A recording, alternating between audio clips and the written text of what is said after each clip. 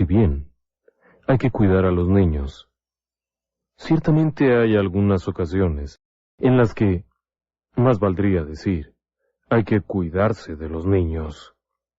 No es algo nuevo, no, por supuesto que no. Ha habido incidentes de asesinatos cometidos por menores de edad desde un largo tiempo atrás. Asesinos seriales, asesinos brutales de 14 y 15 años los ha habido desde épocas muy antiguas.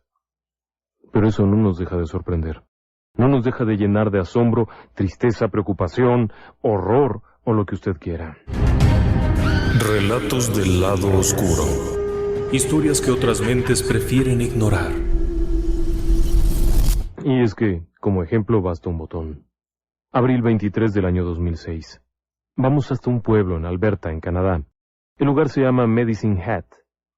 Sombrero de medicina. Es un pueblo pequeño. Una comunidad apartada. En un sitio donde el invierno es muy frío. En donde todo se cubre de nieve. En donde hay pocos habitantes por metro cuadrado.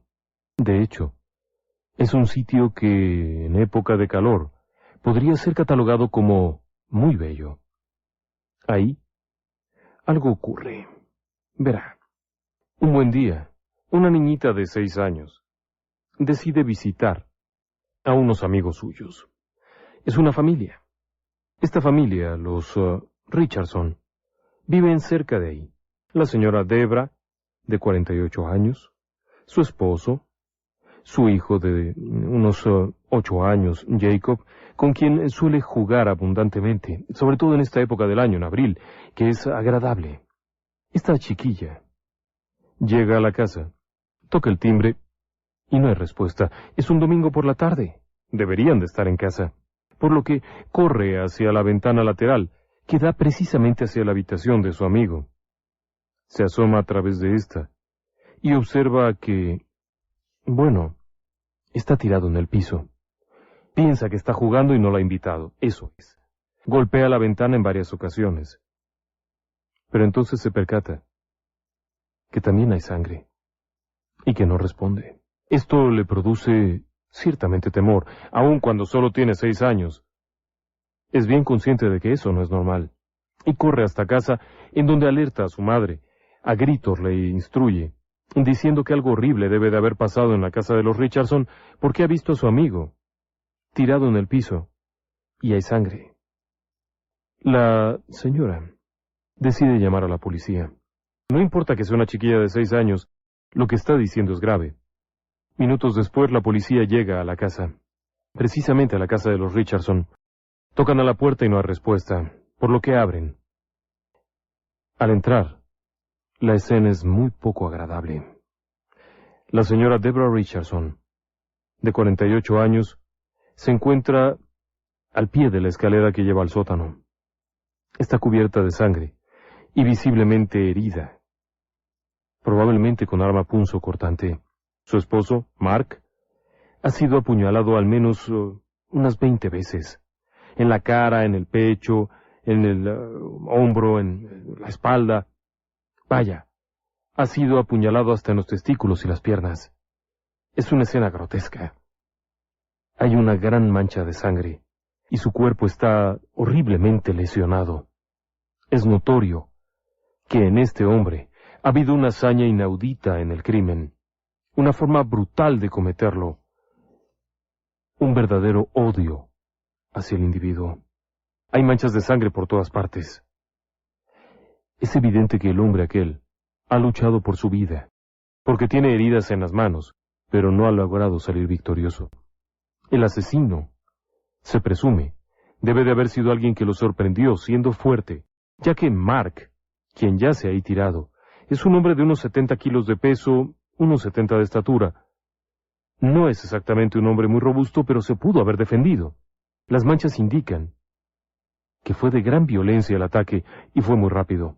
Pero después el asesino continuó apuñalando a Mark hasta dejarlo convertido en un verdadero saco, hecho garras. Pero la historia no había terminado ahí. Conforme las autoridades recorren la casa, llegan a la habitación del hijo de la familia, Jacob, de 8 años. Está a un lado de su cama. Tiene la garganta cortada. está desangrado. Hay sangre por todos lados. El chiquillo, evidentemente sufrió lesiones menores en comparación con los padres, pero la lesión fue fulminante. Le han cortado el cuello, dejando expuesta incluso la vía aérea. No solamente se limitaron con darle una lección, han masacrado a la familia. Las autoridades están horrorizadas por esto. Medicine Hat, este pueblo de Alberta en Canadá, es un sitio en donde la incidencia de crímenes es verdaderamente ridícula. A lo largo de un año, en el año 2006, y en el año 2005, el precedente, había habido 4 incidentes. 4 robos menores. Ningún asesinato. No se había capturado a ningún delincuente y no había habido ningún tiroteo. De hecho, el comisario de la región nunca había hecho uso de su arma. Inclusive varios de los agentes de la policía no tenían armas. No eran necesarias. No había habido crímenes en un largo periodo de tiempo. Por lo que están verdaderamente asombrados con lo que acaba de ocurrir. Inmediatamente se da aviso a autoridades estatales, quienes recurren a expertos forenses y a gente especializada en la materia, quienes deberán recorrer la región, investigar, porque la policía sabe que además hay otra niña que falta. Se trata de Jasmine Richardson, de 12 años. No la encuentran por ningún lado. No hay señas de ella. No hay evidencia de que haya sido asesinada y tampoco hay claras señas de que haya sido abducida, es decir, secuestrada. Pero es posible que haya estado en casa. Es domingo por la tarde, una niña está en casa. Las autoridades comienzan a interrogar a los vecinos, a los conocidos, a los amigos, a los compañeros de escuela de Jasmine, con la idea de tratar de saber algo más. Había la posibilidad de que Jasmine estuviera en la casa de alguna amiga un domingo por la tarde y en consecuencia, al enterarse de la muerte de los padres, no hubiera podido regresar. Solo Dios sabe qué pensaría la policía. El hecho es que comienzan a interrogar.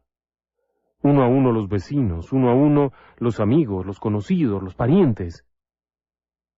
Poco a poco se va revelando una historia rara. Jasmine, de 12 años, no parecía tener los 12 años. No.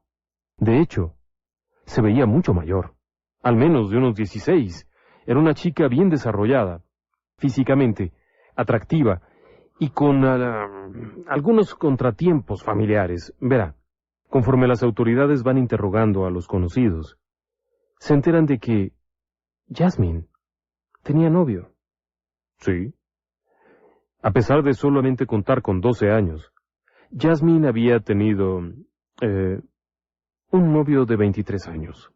Un sujeto bastante extraño. Su nombre, Jeremy Allen Steinke. Steinke había sido señalado en varias ocasiones por ser un vagabundo y líder de un grupo de punks góticos, lo que, evidentemente, distorsionaba completamente, ya que Jasmine era una niña encantadora, hija de familia, bonita, estudiante y, evidentemente, no tenía ninguna relación con este tipo de gente. En alguna ocasión, incluso, este sujeto, Jeremy Allen Steinke, había sido detenido en su pueblo por algunas situaciones ahí raras. Andaba de vagabundo, había robado algunas cosillas. No era exactamente un asesino, pero llama la atención que existe este personaje, por lo que las autoridades comienzan a investigarle. Y se encuentran con que el sujeto vive en una región conocida como Saskatchewan, en una apartada región de Saskatchewan. Inmediatamente se da la orden de búsqueda y captura. Se presume que Steinke haya participado en todo esto. No hay otra persona que hubiera podido hacerlo. Las autoridades llegan a la casa en donde vive y se encuentran con que no solamente la chica no está herida ni mucho menos, sino que está feliz. Está viviendo con él. Han pasado apenas unos 3 o 4 días y este vagabundo de aspecto gótico punk está viviendo feliz de la vida con ella. Inclusive, posteriormente se sabría que el mismo día de los asesinatos, la pareja había sostenido relaciones amorosas y habían salido a cenar románticamente. Nadie se había percatado de que era una niña de 12 años. El hecho es que son trasladados de regreso a Medicine Hat, en donde Jasmine es enviada al centro de jóvenes infractores, en donde comienza, de forma voluntaria, a declarar y a escribir una carta, ofreciendo disculpas. Sí, disculpas por haber participado en la matanza de su propia familia. Claro, la carta es una verdadera babosada en donde ofrece disculpas, pero más bien se justifica por todo aquello. Jasmine había asesinado a su familia. Por asombroso que parezca, la niña se había aproximado por la espalda del padre, asestando varias puñaladas directas a la espalda. Como el padre reaccionaba y no caía fulminado de la manera que ella lo esperaba, su novio, es decir, Jeremy Stenck, había colaborado también, asestando varias puñaladas en la parte del frente. La madre, al escuchar los gritos y el alboroto, sube las escaleras solo para ser recibida por varias puñaladas de su propia hija. El pequeño Jacob, que se encuentra en su habitación, al escuchar todo aquello, comienza a gritar preguntando a su padre y pidiendo ayuda. Ella, Jasmine, se aproxima hasta la habitación, en donde comienza a estrangular a su propio hermano de 8 años. El pequeño se intenta defender, pero Jasmine es mucho más fuerte.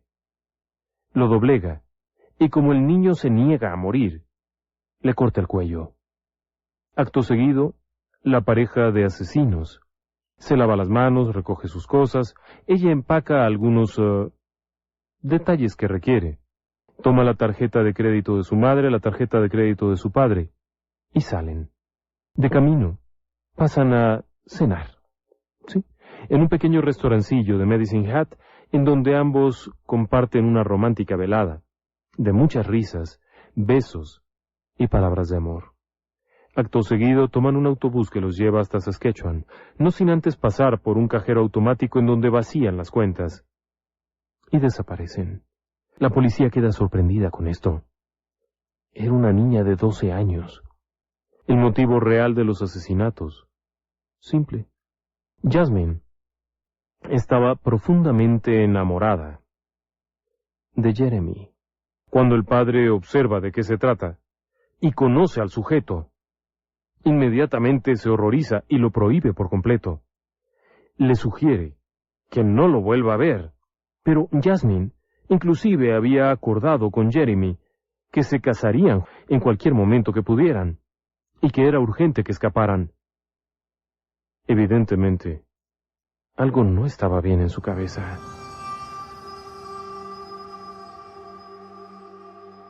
Prácticamente todo Canadá está sorprendido por los asesinatos, y aun cuando las autoridades no liberan la información completa, dado una política, existe esta restricción. En caso de que los asesinos o criminales sean menores de edad, las autoridades no liberan el nombre ni la edad de los involucrados, por lo que solo se sabe que Jeremy Stenck es quien ha participado con un cómplice. Pero eso no quita el asombro de semejante crimen. En Medicine Hat, el pequeño poblado en donde ha ocurrido, el asombro es enorme. La gente está consternada y asombrada. Curiosamente, por simple deducción, los periodistas obtienen la información que quieren y se hace público que la asesina es la hija de la familia. Una niña de 12 años, que estaba sosteniendo un romance con este sujeto. Por increíble que parezca, Jasmine era parte del crimen. ¿Pero qué había ocurrido? ¿Cómo era posible esto? Para empezar, Jasmine no era exactamente una perita en dulce. A sus 12 años, era participante en varios pequeños grupos góticos y tenía una misteriosa fijación con la muerte y una loca idea de que existían monstruos y vampiros. De hecho, el novio, la aberración aquella de 23 años, con la que andaba de novia, sostenía que era un hombre lobo, con más de 300 años de edad, y juntos se habían inscrito en un sitio de internet que se conoce como Vampire Freaks, en donde habían publicado cosas, textos, y la propia Jasmine se había puesto de sobrenombre el Diablo en Fuga, Runaway Devil. Impresionante, por supuesto. También tenían un extraño gusto por las navajas de afeitar, los cuchillos y una amplia biblioteca de asesinos seriales. Claro, todo ello parecía ser un juego de niños. solo que lo convirtieron en realidad. Las autoridades quedaron tan asombradas que no sabían exactamente qué hacer. ¿De qué lado absorber esta situación? ¿Cómo juzgar a esta niña? Evidentemente para el sujeto, para Jeremy, no había mucho que buscar. El tipo era culpable y punto. Mayor de edad, se le podría enviar a prisión durante el resto de sus días. Pero en cuanto a Jasmine, bueno, había un problema. A los 12 años, ¿de qué manera se le podía enjuiciar? Era evidente que había participado directamente. Se le acusó de 3 cargos por homicidio. Pero, de acuerdo con la ley canadiense, no podía recibir una sentencia de adulto, por lo que fue sentenciada a 6 años de prisión, y 4 más bajo palabra. Las autoridades, sin embargo, han sostenido una dura pelea en este sentido, ya que por un lado, los abogados de la defensa y defensores públicos y gente pro derechos están de acuerdo con la sentencia, pero el público en general está aterrado. Esta criatura entre juego y no juego había matado a 3 personas. Así de sencillo. Y ni más ni menos que a su hermano y a sus padres. El juicio concluyó en el año 2007, por lo que le quedarán un par de años de prisión y después a la calle. En cuanto a Jeremy Stank, quien por cierto sigue manteniendo correspondencia sentimental con Jasmine, hay una condena pendiente aún. No se sabe exactamente de cuántos años. Pero el hecho es que, como podrá notar usted, a veces no hay que cuidar a los niños, sino cuidarse de ellos. Y en ese sentido hay historias verdaderamente asombrosas. Una de estas historias ocurrió en Nueva York. Hace ya algún tiempo, un sujeto conocido como Willie Buskett cometió más de 2000 crímenes en la ciudad de Nueva York, antes de cumplir 15 años.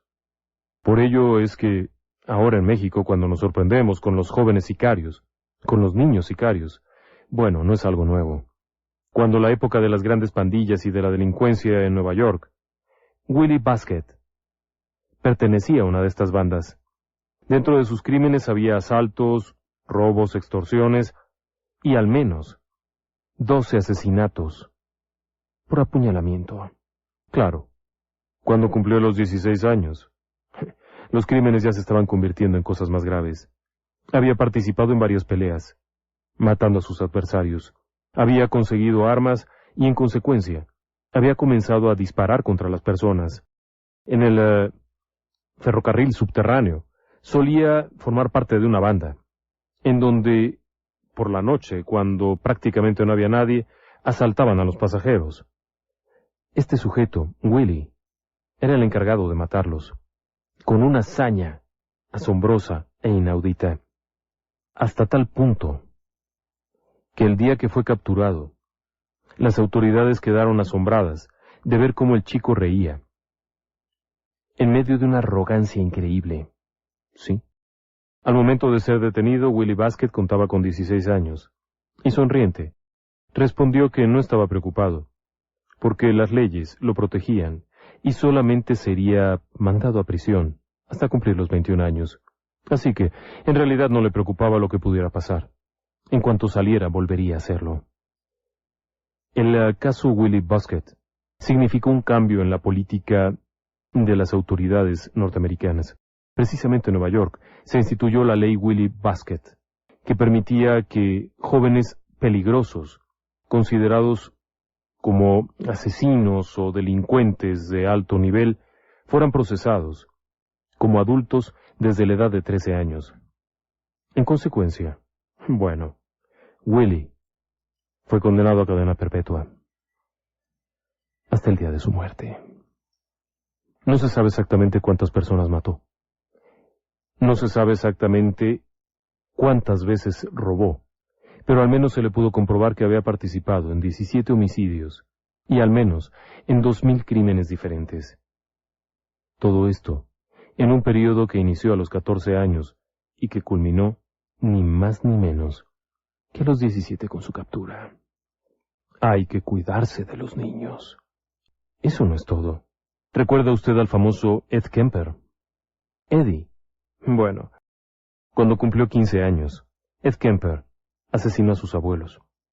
Sí, simplemente los asesinó. Fue capturado por las autoridades y enviado a una penitenciaría juvenil.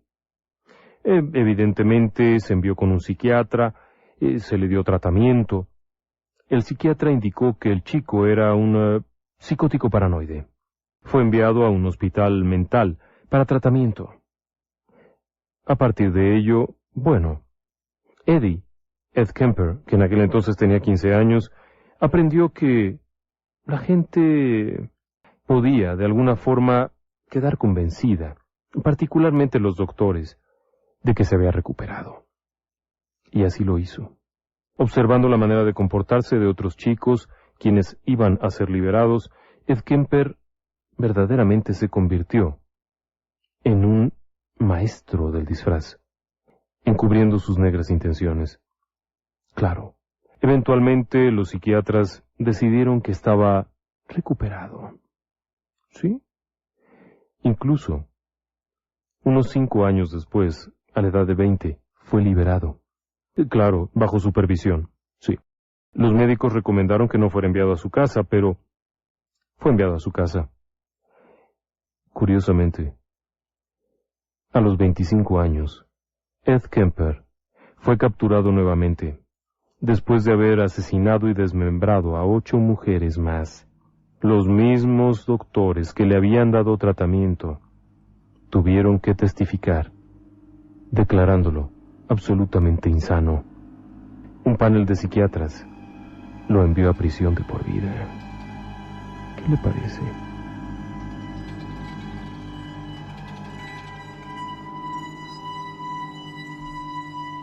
Evidentemente, no se puede generalizar cuando se habla de asesinos infantiles. No se puede generalizar porque las causas pueden ser muy variadas. En general se acepta que no existe tal cosa como asesinos por naturaleza.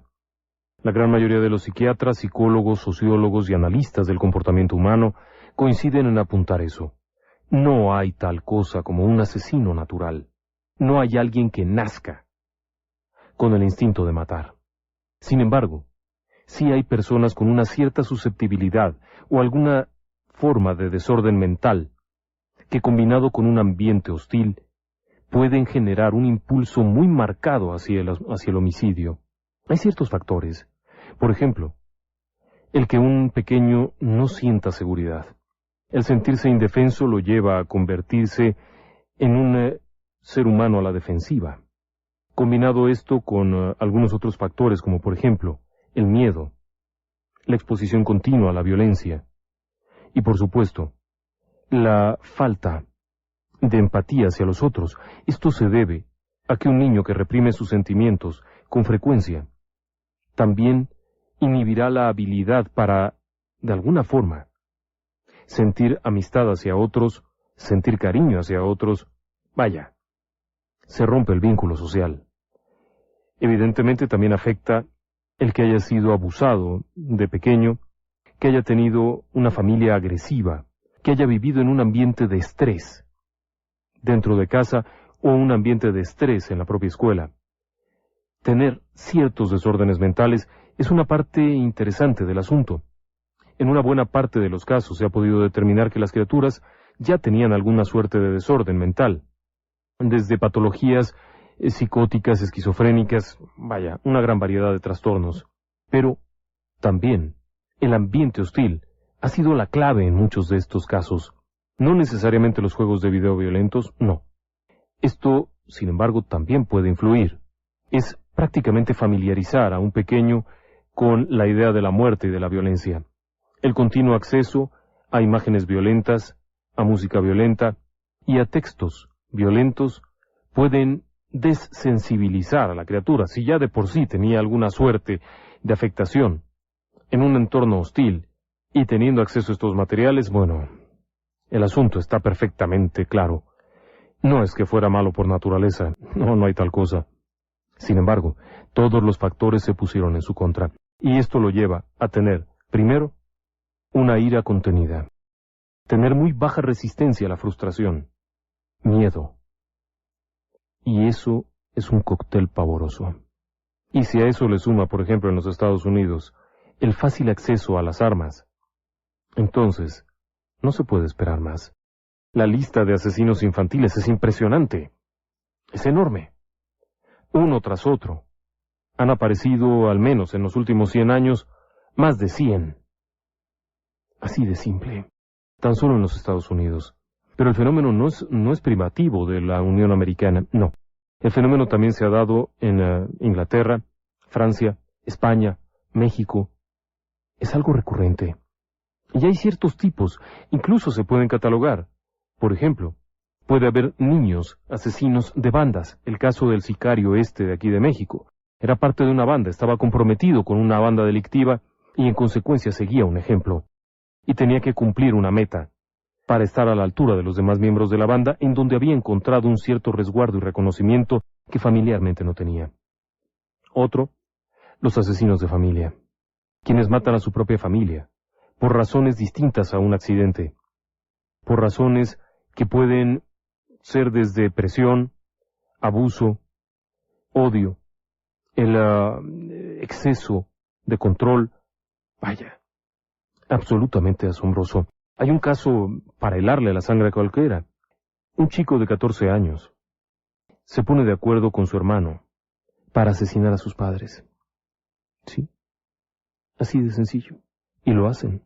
Otro caso, igualmente en los Estados Unidos, es una madre que convence a su hijo para que mate al padre. Un caso en China. Verdaderamente fue asombroso. Un niño de 14 años asesinó a toda la familia, porque estaba convencido de que su madre no los estaba cuidando apropiadamente. Una noche, estando en casa, el niño está molestando, a los 14 años está dando lata, la madre le ordena que se vaya a la cama. El chico pierde el control y en medio de una rabieta saca un cuchillo y apuñala 37 veces a su padre, 72 veces a su madre, y a la abuela 56 veces. Literalmente, los reduce a pulpa. Después, entra al cuarto de baño en donde toma un rico baño caliente, se lava la cabeza con shampoo, se cambia la ropa y se sienta a ver un video en la televisión.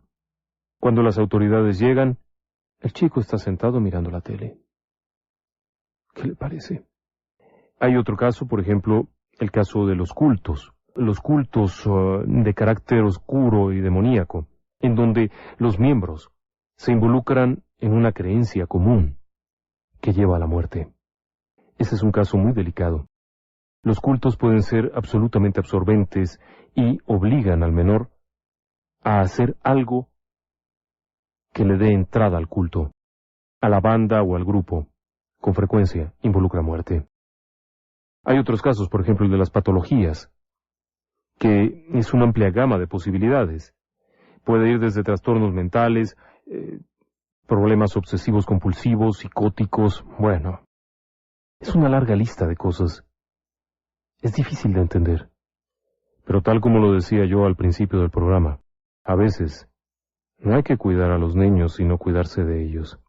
Pero lo principal es observar, entender y tratar de generar un ambiente propicio para que el niño desarrolle sentimientos, habilidades y capacidades, no solamente obligaciones, sino también un espacio propio, un espacio en donde se sienta seguro y apreciado, en donde haya reconocimiento. Eso es garantía de que todo va a salir bien. Un último punto. Hay un incidente que son los asesinos escolares. Estos son un caso aparte.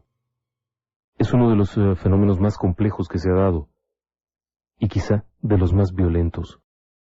Si se habla de asesinos seriales, violentos, en el caso de los asesinos escolares, es donde están los incidentes más duros.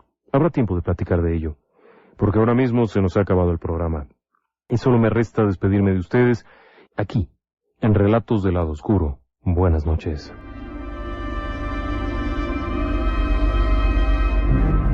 Muy buenas noches y que descansen en paz. Relatos del lado oscuro.